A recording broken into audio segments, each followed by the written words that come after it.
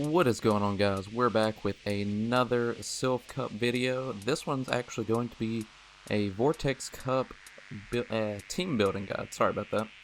I'm actually basing this off of Ghost Stadium's guide that they provided. They posted it both on Twitter and Instagram, and I don't take any credit for it. You know, they put in all this effort to make this graphic to make it easier to, build a team for everybody. But I just kind of went more in depth with a lot of these positions. So I guess we'll go on and go to the first spot, which is the Manny Buzz and wireless check, since they are 1 and 2 on PvP Poke right now.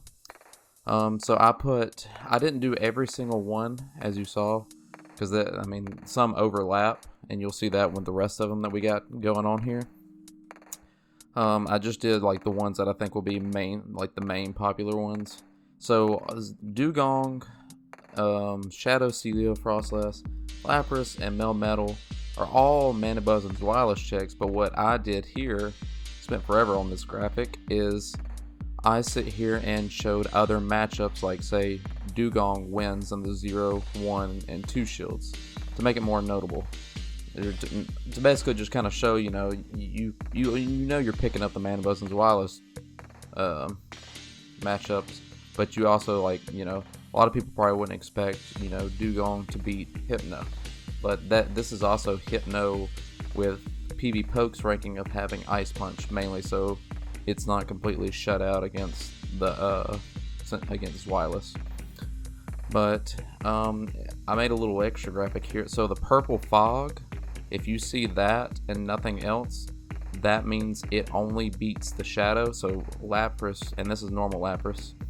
Normal Lapras only beats Shadow Celio in the 1 shield, so it loses to normal Celio in the 1 shield just because of Body Slam. But then I made it to where if it beats both, it has this green outline around it. That way it makes it a bit easier to tell and easier to understand.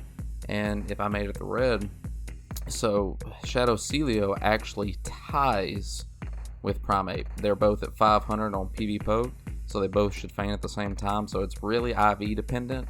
I mean, if you have like a really high ranked one and someone has like a really low ranked one, then you'll probably come out on top. But at the same time, most of the times they're going to end with a tie. And then for instance, like here with Dragonair, you have one that is both, it wins the matchups, but it has one loss. Or not one loss, it's IV dependent. It means that it technically beats both of them, but either the Shadow or the regular is a draw. So I just try to make it easier. None of these wins are like super surprising that I've noticed. Yeah, Frostlass beating Snorlax is kind of surprising, but I guess that's not that surprising since Snorlax doesn't have any like super effective charge moves to actually hit it. But I do find it interesting that Frostlass beats Alolan Sandslash in the 2 shields. That is pretty interesting. And Shadow Celio beating both Ninetales and Chestnut, both in the 1 and 2s. And y'all still will need to go through like your own matchups, because not all these, like some, I think that Dugong actually beats Frostlass in the 1s and 2s. And I think it loses the 0s, but I only have it listed here under the 2s, just because I want to show out some other ones that it may beat. And then I guess we'll go on and move over here to the fighters, which is the second slot you can fill up. So you need to at least have a Dugong, not specifically these 5, these are just most common ones. Either a Dugong, Shadow Celio, normal Celio works too, Frostlass, Lapras, you can also use Shadow Lapras, Melmetal. And then we move on to the fighters. So you got Primeape, Blaziken, Chestnut, and Toxstroke. And another one I don't have listed on here that I think is actually a really, really nice pick that I'm kind of seeing on the come up is Poliwrath. Poliwrath, I really wish I had covered it more. Just look into it. I didn't go in depth about it, but y'all be surprised at some of the matchups that actually picks up. Heracross is a pretty good one too that's not listed on here. That is kind of, it really works best on the 0 shields as either a late or it's either takes your opponent's shields or it just absolutely decimates. And I know that it recommends, I'm pretty sure, Mega Horn, but I think Earthquake is the better option here. I think Megahorn is just so like the Hypno matchup isn't that bad, but I mean if you come across a Wormadam, you're gonna want to Earthquake it. Versus, I mean, I guess you could close combat it. I guess it don't make a difference. So I mean, I don't know, it's hit or miss for you. But Primeape, surprisingly, it picks up both versions of Victory Bell, the Shadow and the normal. And I'd also like to point out that this Primeape is based off the PvP Poke version that is close combat and Night Slash with counter. There's also ones that have Karate Chop as a fast move that builds up more energy, and then you also have the Legacy Cross Chop, which is pretty good as well. It fires a lot faster. It actually picks up one of the flyers in Talonflame, which I thought was surprising. I'm pretty sure it wins just straight Night Slash. I don't know why you would cross chop a flying type, but hey. And if you do see Talonflame, it is with the updated Incinerate move from Community Day yesterday. And then you have Blaziken, who beats 2 flyers in the Zero Shield, mainly due to Stone Edge. Beats Caracosta, but Caracosta, this is saying this is the Water Gun variant. That's the PvP Poke one listed. I kind of think it fits better as Rock Throw. If you're actually using it as like, you know, an anti-bug and ice type, I think it fits better than a straight up Water Gun user, because there's not much need for Water Gun users here. I mean, there's a few fire types, but they're few and far in between and not that popular. And it surprisingly, it picks up both Quag matchups with just Blaze Kick and counter. It probably is pretty close, but it's probably because Quag has to hit probably 3 Earthquakes to kill. And then we move down to Chestnut. Chestnut picking up most of the ice types and the ground types and Zero Shields. If you do see Diggersby, it is only the ones I put on here are the extra large, so level 50 or above 40 versions. Chestnut also picking up it's Scavalier, which I thought was pretty interesting considering the Scavalier gets Megahorn, but I guess you just superpower 3 times and there you go. Toxicroak picking up Gyarados in the Zero Shields, which I thought was interesting. I guess it's just straight Sludge Bomb, and the Gyarados is not Waterfall, it is Dragon Breath. And then I think the Sea King is Waterfall as well, listed on PvP Poke, so it's not the triple Legacy. But if you do have it, the triple Legacy can work, but I don't think it fits too well in this one. But that's just me. And what I find interesting is Toxicroak actually beats Shadow Ninetales in the 2 shields. It loses to normal Ninetales in the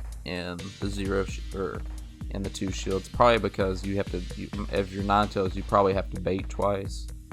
You throw 2 not fireballs. What am I talking about? Weather balls. And then you can hit them with a Psy Shock, or you can just go straight Weather Ball all the way through. And then we'll move on to our third slot here, which is Generalist, which is usually your Dragon Breath users, fast move damage, or people that are going to take shields very easily. There's another one that I don't have listed on here that you'll see in the original graphic is Quagsire. He's pretty good at taking shields as well. So you got the Mud Boys besides Swampert. You got Stun, you got Whiscash, and then you got fast move damage with Zweilous, Dragonair, and Galvantula. Manabuzz also works as a Generalist here, but I just kind of like to group these together. Zweilous picks up what I thought was really, really impressive is it picks up Frostlass and the 2. It ties on the 2s, which I thought was interesting. Beats Dragonite. It actually beats Lapras in the 1, which I thought was interesting. This is saying, I'm pretty sure this is Skull Bash Lapras. I'm pretty sure if you have Ice Beam Lapras, you will beat Zweilous in almost every matchup. Shadow Dragonair, I went with it over the normal just because it's higher ranked. There aren't too many notable matchups. I think it's pretty surprising it picks up Wormadam and Melmetal. You know, picking up the Wormadam in the 1 shield and Melmetal in the 2s. You know, that Dragon Breath being resistant, especially since Melmetal is actually pretty spammy with Superpower and Rock Slide.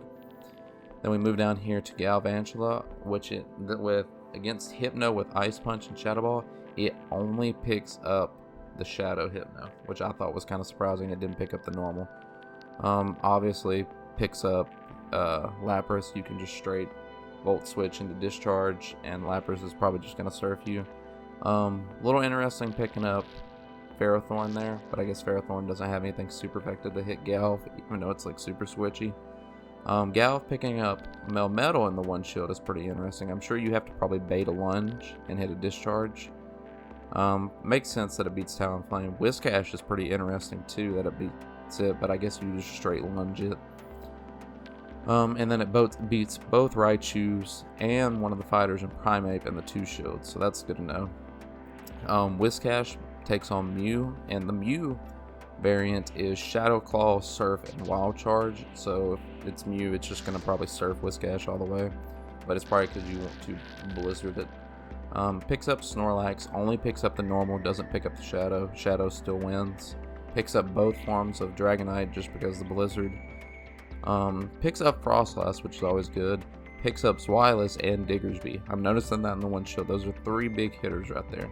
And in the 2 shield, only picks up the Shadow Hypno, but it loses to the normal, which I thought was kind of surprising. And then Stunfisk is kind of a fringe pick, but it kind of does the best of both worlds of Galv and Whiscash as a spammy Mud Bomber, but also pretty good with discharge damage. Beats Lapras, absolutely beats both Laprases, beats both Dragonites, and beats Primeape. I do like that it beats Primeape from the zeros, because that is the close combat version too. This is not cross shop, so that means you're probably getting off 2 Mud Bombs or a Mud Bomb and discharge before he gets 1 close combat to kill you. I mean, Stunfisk is decently tanky. Of course, you beat Toxicroak, Poliwrath, and Mantine with discharge and Mud Bombs being super effective against all 3 of those. You pick up Mew, you pick up both versions of Snorlax in the 2, which I think is pretty interesting, and you pick up Celio.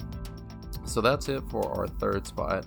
And I just want to remind y'all, if y'all haven't already, if you will drop a like below and subscribe for more content, I'm going to be doing these type of videos once a month for every new cup that comes out. And I'll also be covering my own Silph cups after we've finished them through.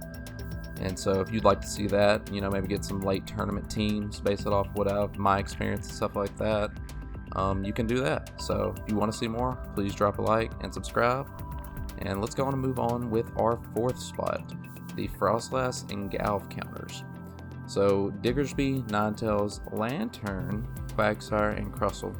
So we'll start with Diggersby, and I ranked all these in the order of, you know, where they are on PvPoke.